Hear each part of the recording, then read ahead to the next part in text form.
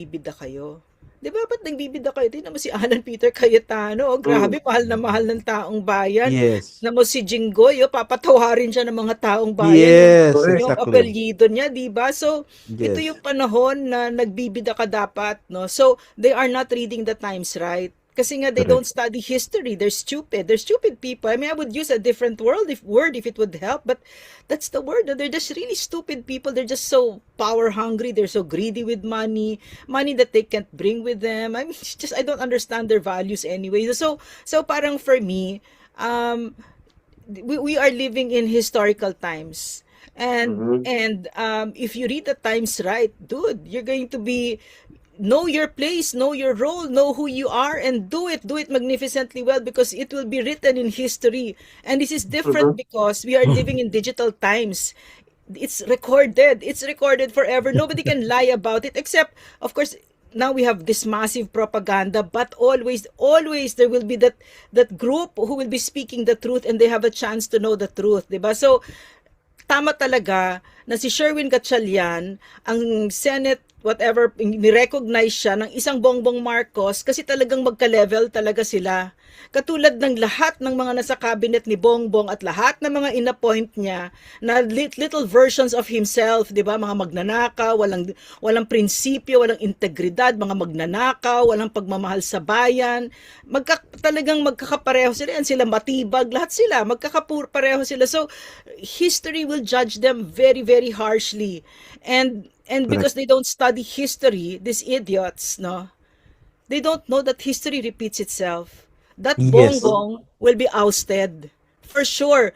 He is enraging an entire country. Imagine something as blatant as this to call a special session for matters that we already know are nothing. No, these are ordinary legislative issues. It's not extraordinary, and we also know that most likely hindi naman mapapasa yan, 'di ba? So it's really a ruse. It's just an excuse to wrest power so that yung magnanakaw na ito hindi siya malalaman na siya yung mastermind. Kaso alam na ng Pilipino, Bongbong Marcos, na ikaw ang mastermind, okay? Kahit na may mga operators ka dyan na sinasabi na si Martin Romualdez ang mastermind, bullshit yon. Ikaw ang mastermind dito. So he's doing all of this.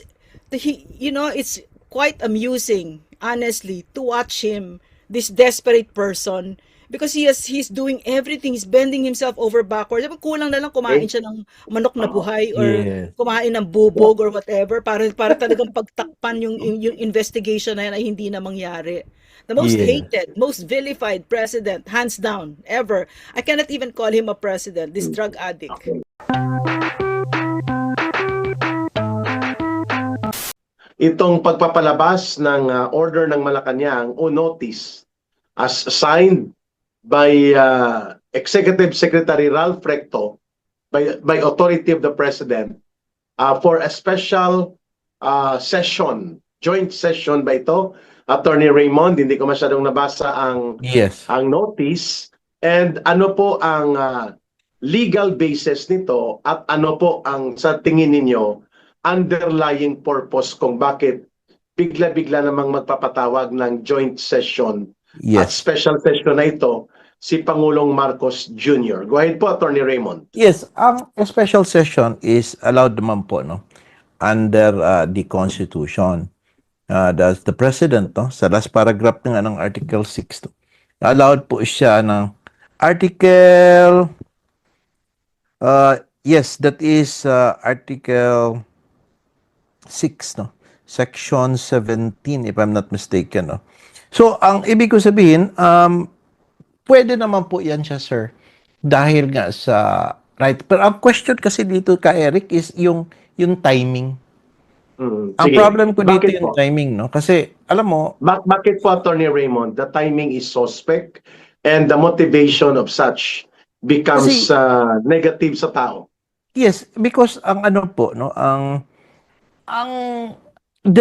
politically speaking, it is somehow questionable in the sense that alam po na may division between sa Senate ngayon, ang faction ni Cayetano and ni Gatchalian. Tapos, alam po natin na may issue na the camp of Gatchalian took over and grabbed the power, declaring that 12 is the quorum now, no? And it is possible kasi that this one would be utilized to take over. Ang akin nga, is this a special session or a special takeover? While indeed, the pronouncement, dito binabasa ko itong pronouncement ng korte, ni President dito is in accordance daw sa mga certain agendas, no? And Mhm. wala naman nakalagay, walang nakalagay na meron pong reorganization or election ng bagong Senate, no? However, the problem is that we have seen how they operate and work, no? And they take advantage of this particular situation. Considering that the lower house is very much supportive of this, at the same time, they are allied to the administration. At saka nagpatawag si Bongbong Marcos. What is really the purpose, no? Is it really for the Attorney Bato, purpose of excuse me. creating Attorney laws, Bato, excuse me. legislation? Sir, Ah? are you saying that the contents of that pronouncement ay parang make-up lang ito, hindi naman talaga yun ang mahalaga o hindi naman talaga yun ang layunin, but the deeper purpose is, sabi mo, i-control ni Marcos ang Senado. Is that what you are looking at? Actually, hindi po mahirap sa atin, mga publiko, na magduda. Because this administration has been doing many, many things already, no? We do not need to enumerate, ang dami, no? The cover-ups and everything, yung mga allied and everything. Now, biglang may special session. Now, bakit po binamadali na may special session? Sabi nga, meron daw silang legislation na nakabinbin, or probably rin yung sa Mindanao na kailangan ng budget, no? Okay, let's admit that, no? That is allowed under the Constitution to call for a special session. However, ang nakakatakot yan if this will be used, no, for a special takeover. Titingnan ko nga dito, ito yung minention niya, no? Ang mga anti-political dynasty, merit program, at saka yung sa private education. Okay. But, ang akin Attorney, is that, allow me to read some of that. No? yes sir. Binabanggit niya ng mga priority Yes. legislative measure na pag-usapan daw kung bakit kailangan ang joint special session na ito na pinatawag Yes. niya ay ang number 1, yung National Center for Geriatric Health para Yes. sa mga matatandang mga kababayan natin. Pending daw ito na measure. Ang Correct. pag-amend sa GASP o scholarship program ito para sa mga students and teachers sa private education. Assistance to individuals in crisis, AICS, i-amend, etc. At pwede ba mapalakihan natin siguro, no, na hindi ko na mabasa. Lumiit Yes. na siya, no, Attorney Raymond. I Ayan. can read it. Okay, please. Amendments Please, to the Attorney Raymond. universal access to quality tertiary education. Tapos Mhm. yung last mile and geographically isolated advantage and conflict affected areas, yung GIDA schools. Amendments to masustansyang pagkain para sa bilang Batang Pilipino Act. Anti-Political Dynasty Act. Presidential Merit Scholarship Program and such other measures aimed towards strengthening social protection and uplifting the lives of the Filipino people. Meron muna ako i-point out sa inyo, ka Eric, ha? Sige, go ahead po, Attorney Paano Raymond. po naging priority ito? Kaya nga eh. Diba? Tatawa tuloy ako, Attorney Raymond. Paano naging priority ito? Mabuti sana kung nilagay sana the budget, yung sinasabi na 15 billion na dollar at pesos para sa Mindanao dahil sa earthquake. Yan, medyo Oo, payag ako. yun, priority yun talaga. Oo. Wala eh. Wala. At ako, wala. So, Ang having hiningi said sa that, attorney, no, parang ito ang ginagamit niya na pang-lure o pang-bola-bola niya sa military and sa police, itong appointments and convening of yes. the commission on appointment para ma-confirm ang ranggo ng mga Yes. ipopromote sa military, foreign service, and mga cabinet. How do you look at this na parang ito ang kanilang ipinapalabas na nagagalit daw ang maraming mga magiging general dahil sinasabotahin ng grupo nila Senator Alan Peter Cayetano ang promotion dahil hindi gumagana ang commission on appointment, Attorney Raymond. Hindi naman siguro yan, no? Yun ang worry kasi masyado na sinasabi nila. That can wait. They can be appointed. Malapit naman ang July eh. July Yes. 6 eh. And then, they can be done. Akin kasi, I would like your word that you use, lure, no? Parang bitag, parang it's a trap that para magkaroon po talaga ng joint session at kasi mandated kasi sila Alan Peter Cayetano and his camp to attend because they are called upon in accordance with Article 6 nga ng Constitution that the President may call for a special session. But so hopefully, ano ba talaga yung priority legislations niya na tingin ko naman na hindi naman siya super para sa akin super problematic in the sense na kailangan agad-agad. Isa lang napansin ko kay Erica, Yes, sir. natakot ako, which ayoko nga yung legislation na yun, yung IX. Yan na naman ang Oo. slide nila ba? Ang IX, pasalamat tayo dahil kay Speaker. Ang IX natin, ganun ang... Alam mo, minsan na-read you, ang specialization talaga ng administration na ito po, yung ayuda. Walang Oo. project. Yung magbigay ng pera. And you know, that is tempting and a good source of corruption kasi Correct. ako hindi na ako mag-ano sa iyo dito sa Davao City. 5,000 pesos na ayuda noon. Tapos may magpalista, palista, pero 3,500 lang matanggap. Correct. I Yung agree. kwento sa akin, mga prok leader dito, wala daw silang magawa, ilista na lang. So, ibig sabihin ko, it's a source of corruption. Bakit kasi pera? How would you account that? How would you liquidate that genuinely and truthfully, transparently? Kasi pera yan, no? Attorney And Bato. Attorney Bisay, Ay, ayun, dyan na yata si hello, Ma'am Lorraine, Dr. Badoy. Attorney, no? Magandang gabi. I-welcome muna natin, Attorney. Yeah, Excuse Eric, me. Yes. Eric. Oo. Hi, Eric. Hello, Eric. Hello, Attorney Batu. Can I just jump in? Kasi this is something Sige that's po. very close to my heart also, what you're saying. Kasi the only thing that this incompetent government knows, no, is pera, no, pera. Kasi that's actually vote buying, 'di ba? But there zero executive skills. Having worked with the former president, who was Yeah. an excellent executive, excellent. All of them, even his cabinet secretaries, were excellent. No, so they knew exactly what they were doing. There were programs, there was amazing programs that moved our country forward as a nation. Pero itong mga ito, these are second, third generation trapos, no. Minana lang nila. And ano yung namana nila sa mga magulang nila? Para magkaroon kayo ng pwesto, bumili kayo ng boto. At yung mga bribe kayo ng bribe. Yan lang, at saka magnakaw kayo. Yan lang kung ano yung alam ginagawa. But they have no idea. Zero. What PRRD said is true. Wala kayong alam. They have no idea how to run a government. It's so embarrassing to watch them. The simplest of things they cannot get done. It's always acting assistant secretary, acting like this, acting like that. But it's not as simple as that. There are implications to that in the bureaucracy, in the government. The output gets hampered because hindi yung security, and you cannot even yung signing, no, it's different when it's a secretary really and it's just an acting secretary. There are implications to all of this, and apparently they have no idea. They have zero. They're incompetent, they're indifferent, no, they're very corrupt. So, itong nakikita natin, this AIX, no, is really, all this, pabigay ng yan lang kasing alam nila. Yan lang, kung ano yung ginagawa ni Bongbong Marcos, yan lang yung alam niya. Wala siyang alam. Lahat sila, wala silang alam paano gumawa. You're supposed, it's so terrible. It's really terrible. I've never seen a mess like this. Like for instance, in the healthcare system, ninakaw yung PhilHealth natin, di ba?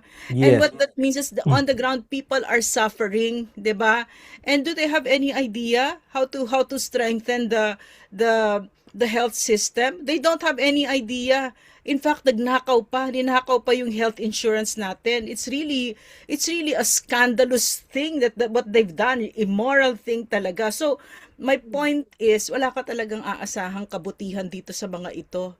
Zero. The mere fact, no, that special session it's so blatant, it's so naked, no, talagang yung what the real intent of it is very clear, no. So Sige.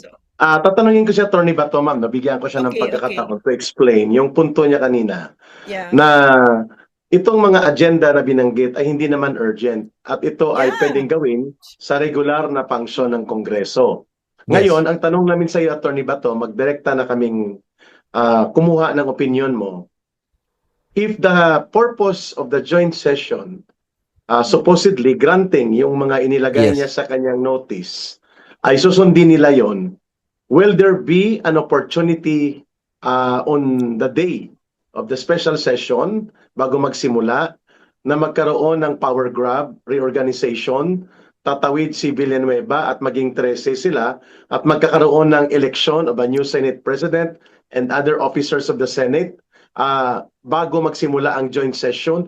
Do you look at that possibility na mangyayari? Eric and Yun na Dr. yun. Badoy, anything is impossible. Anything is possible for this government. They can do anything they want. They have done that many times. Kaya nga ako, nababahala ako that they could do it and they will do it, no? Power grabbing, imagine lowering now to 12. Tapos yung mga narratives na ginagawa nila, Luis Strode, that they're lowering now the conviction numbers for alam mo, everything is planned and orchestrated ba? Kaya nga, hindi mo pwedeng sabihin that hindi nila gagawin yon. Now, sabi nga ng mga learned na mga lawyers, kaibigan, sabi na sa akin, hindi, pero man maka-object sila kasi wala man sa agenda. True. Pero saan haling ang objection? Tapos i-rule pa yan kung punta ka pa ng Supreme Court and now they have it. Look what's happening now. They got 12 constitutionally infirm ang kanilang number, but now they control the money of the Senate. Kaya ang land bank, nire-recognize si Gatchalian. And then, pati ang mga tao doon and everything, the blockade, they have the military, they have the police ni John Vic Rimulyo, everything. So they can do anything under the sun. Tayo nga, ikaw nga, napailang ka ng kaso, tigilan tayo lahat, so they will do everything, no? So, I do not think that they will not do it. They will grab ang aking feeling, no, for this coming special session. Kaya nga, it is sad, really, that the kind of things that this government is doing, sabi nga ni Dr. Badoy, ang alam lang nila is to get money and everything. But the point is, sabi pa ni Marcos is that sayang daw yung legacy niya kapag hindi daw ipagpatuloy ng susunod na upo. As if may legacy siya. Puputulin po namin yung legacy na yun. Hindi po namin susundin yan. Mamigay ng pera, that's not a legacy. Attorney Ma'am, Bato, you have a point to Yeah, join doon may sa tanong ako. binanggit ni Attorney Bato. Yeah, Attorney Bato, may question ako. Kasi, Sige po. ano yung implications nung, kasi di ba walang nakasulat dun sa agenda, nakasama dyan yung magka-quorum and then the Yes. change of Senate presidency and the chair, and then you said that that's not allowed, right? Yes. Because it's not written there, di ba? So, Yes. and one other thing, all of this na yung pagmaniobra, pag Yes. talagang yung strong arm tactics Yes, talaga, 'di ba? So, what are the implications to this on our constitution and long term as a country, as a nation, if we allow something like this, if the people do not fight back? Oh my God, that is ultra virus, and the implication of that, no country will trust us anymore. In fact, they are no longer trusting us, and economy natin is going to the dogs now. Oh. Actually, it's going to the floor drain, and Correct. hindi pa kasi maramdaman ba? Kasi kwento dito, ganon, meron pa. Pati I do not know, Dr. Badoy, if they will do that. Now, they will, tapos ang aking katakutan nito, that in this session wherein ang Congress sa pinatawag, so nandyan ang lower house, tapos nandyan ang Senate, no? What if kung the Senate will say, okay, before we proceed, we have to reorganize first and vote para makompleto talaga kung sino talaga acting. They will do that. And nobody could stop that from doing. Yeah. And even if it is not stated in the agenda, they will always say, hindi naman talaga nasa agenda pag may kudeta. But do not do that in a special session. Because the purpose is para sa yung priority legislation, which kung basahin po natin po, there is wala pong priority legislation doon na nakikita ko. Mga make-up lang yun, Attorney, Ma'am Lorraine, ano? At gusto kong bigyan ng emphasis ito, Ma'am Lorraine, ang pinunto ni Attorney Bato. Since joint session ito, Ma'am Lorraine, pwede po magdeklara ang 12 pag tumawid na bukas or sa Wednesday. Si Joel Villanueva, 13 na sila, mukhang doon na papunta, Ma'am Lorraine. The main purpose really of the gathering is to provide an opportunity wherein ang grupo nila Cayetano will be put into a situation that they are obligated and mandated to attend. Dahil ito ay joint special session. Pag hindi sila mag-attend, at mag-attend lang si Joel Villanueva, tapos na pong kwento, Ma'am Lorraine. Attorney Bato, doon na mismo magdedeklara sila and nobody can stop them. Itong 13 Judas na mangyayari, 13 na kayo magtatawid naman ito si Joel Villanueva, doon na yan papunta. So, meaning to say, mawawala na Eric, ang may tanong ako. Senate independence nila Alan Peter Cayetano, Ma'am Lorraine. Iti-take over talaga. Yan ang purpose, Ma'am Lorraine. Eric, may tanong ako. Attorney Bato, I'm going to ask Erica. Also you, if you want to answer, if you know anything. Kasi si Joel Villanueva, compromised yan di ba? In other words, he's corrupt, di ba? That's why it's really hard to pin down somebody, no? You cannot hostage somebody. Hindi mo pwedeng takutin somebody who's free, like they have to make things up about the Vice President, about President Duterte. But so, what I want to know is, what do they have on Joel Villanueva? Yung Bulacan Flood Attorney Control. Bato, go ahead po. What is it? Tell Yung us, Bulacan please. Flood Control, na-link siya doon eh. And, How much? malaki eh. 300 O, something, no? 365 million pesos ang lumabas, Yes. ma'am eh. Lumabas Cash na doon. delivery by Henry Alcantara. But- Sa bahay niya mismo, sa Yes. bagong bahay niya sa Bulacan, no? It was Yes. declared in an open session sa Senate Wow. at that time.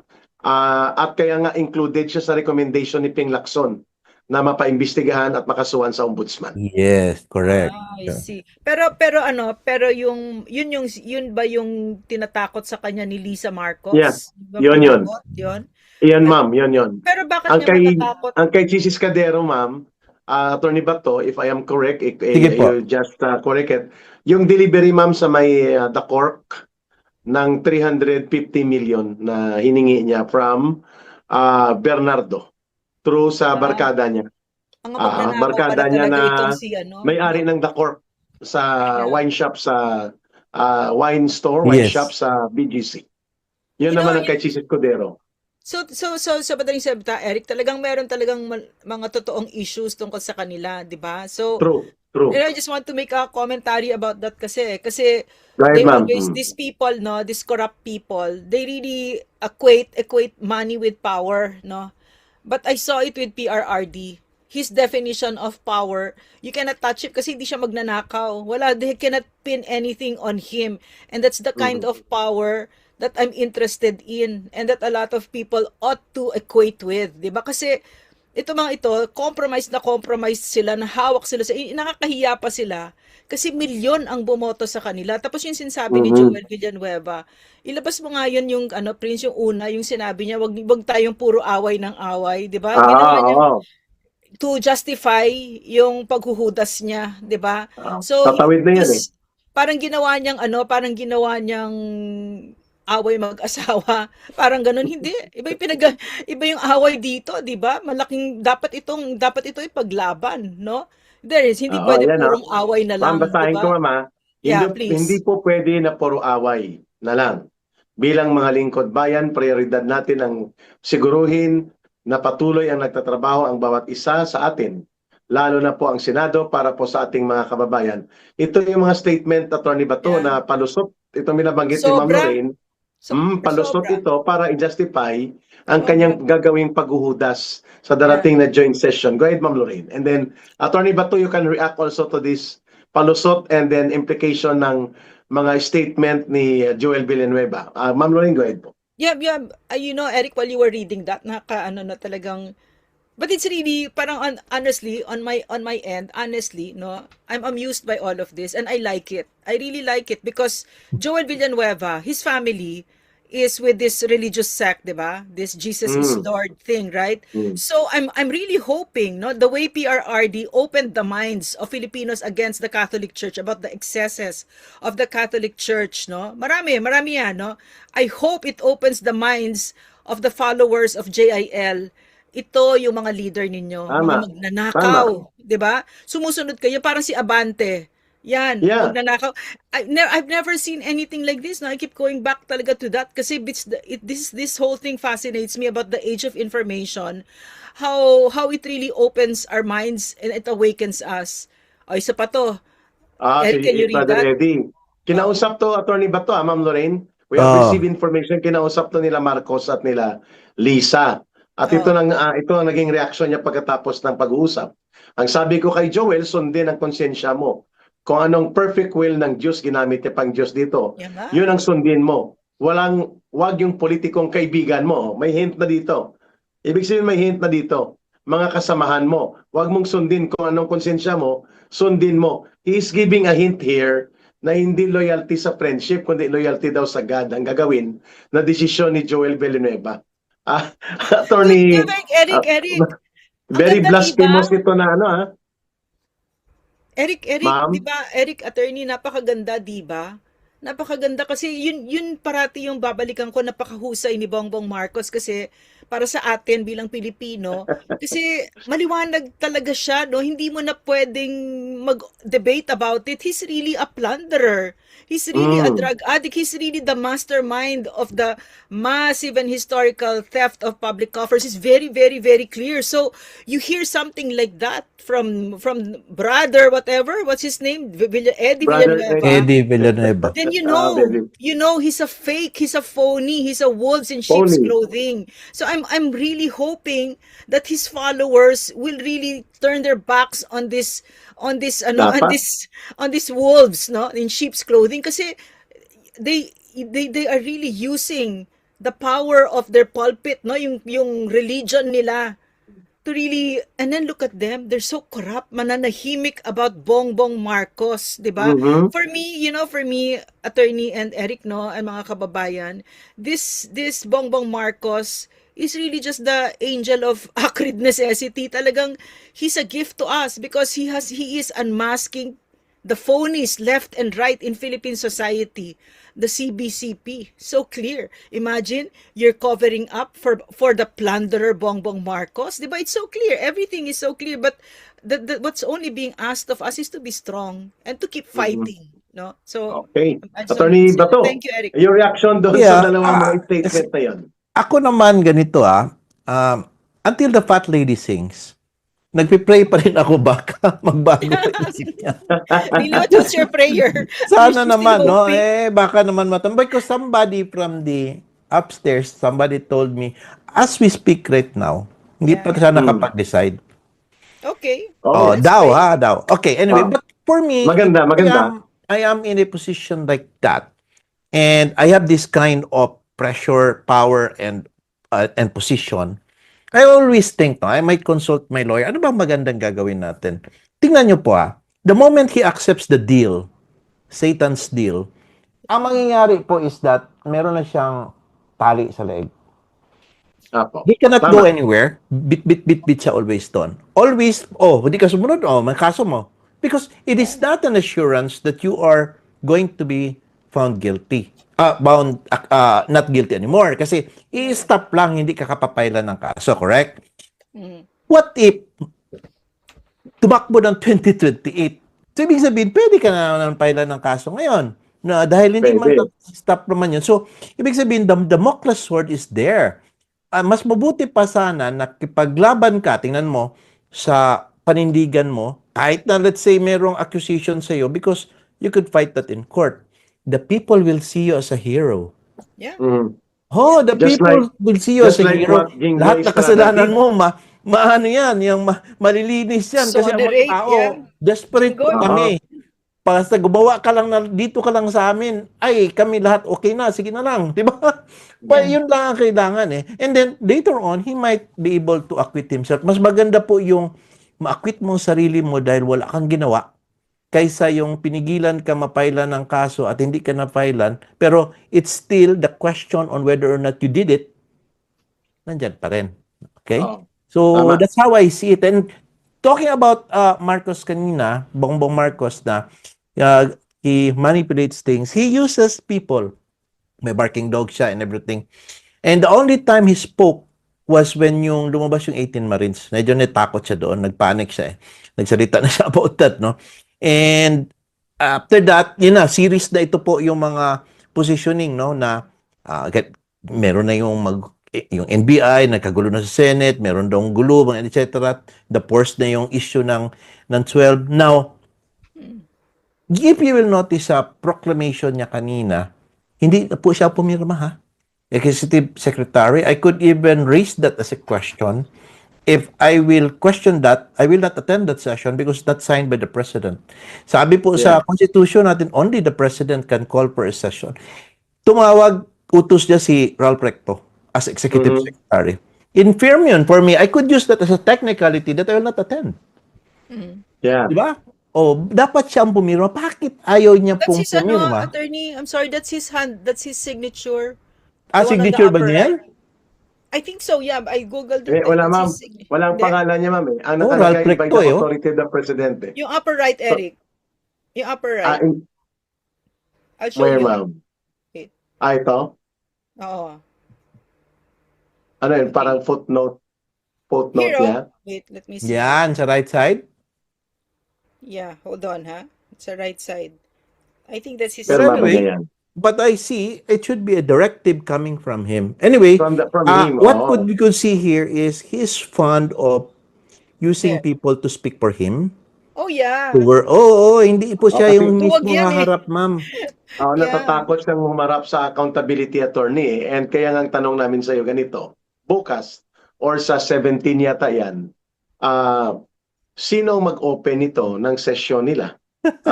Kung joint session yan, mag-o-open sa House si BGD, sino mag-o-open sa Senate kaya wala pa namang election of the Senate President? At anong magiging role ni Marcos at ni Recto Okay. dyan? Okay. At saan gagawin ito pala ang special session? Okay, hindi.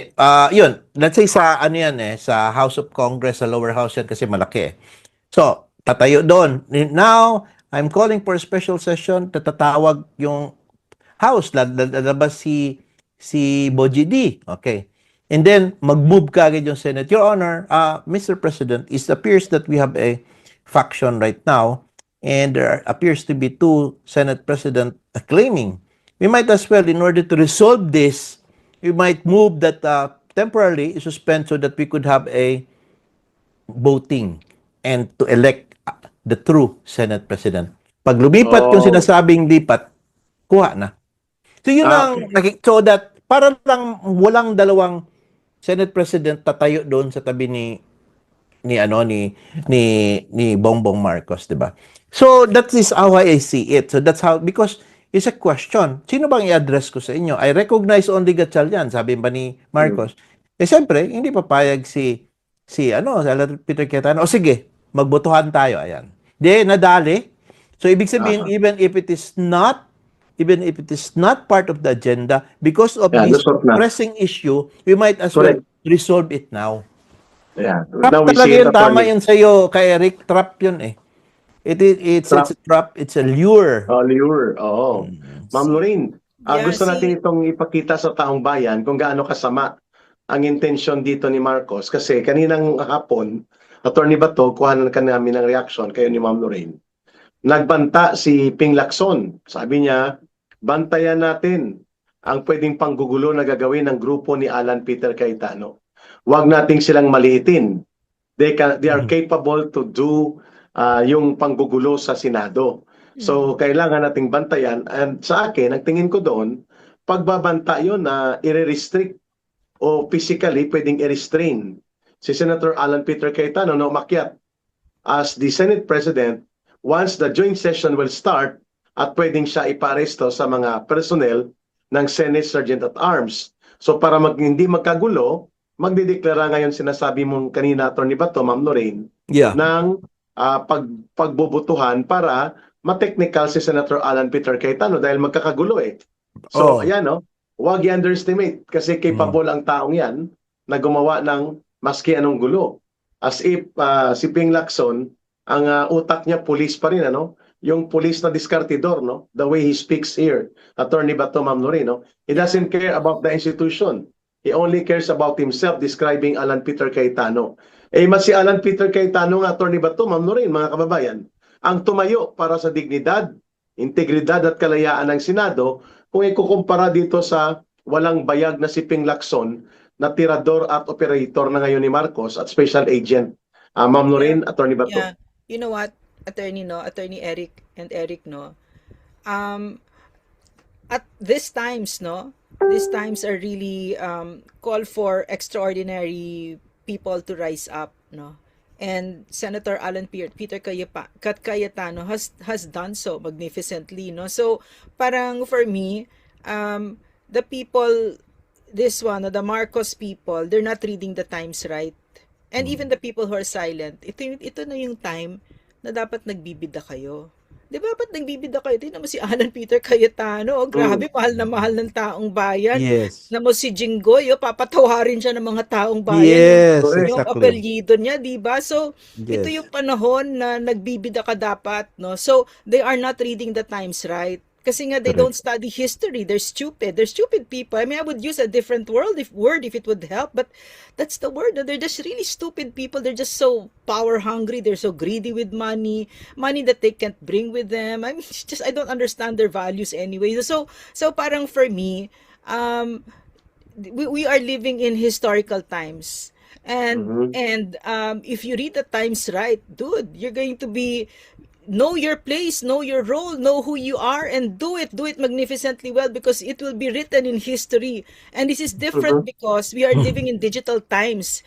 It's recorded forever. Nobody can lie about it, except of course now we have this massive propaganda, but always there will be that group who will be speaking the truth, and they have a chance to know the truth, diba? So tama talaga na si Sherwin Gatchalian, ang Senate, whatever, ni-recognize siya ng isang Bongbong Marcos kasi talagang magka-level talaga sila. Katulad ng lahat ng mga nasa cabinet ni Bongbong at lahat ng mga inappoint niya na little versions of himself, 'di ba? Mga magnanakaw, walang prinsipyo, walang integridad, mga magnanakaw, walang pagmamahal sa bayan. Talagang magkakapareho sila, yan sila matibag, lahat sila magkakapareho sila. So history will judge them very very harshly. And because they don't study history, these idiots, no, they don't know that history repeats itself. That Yes. Bongbong will be ousted. For sure.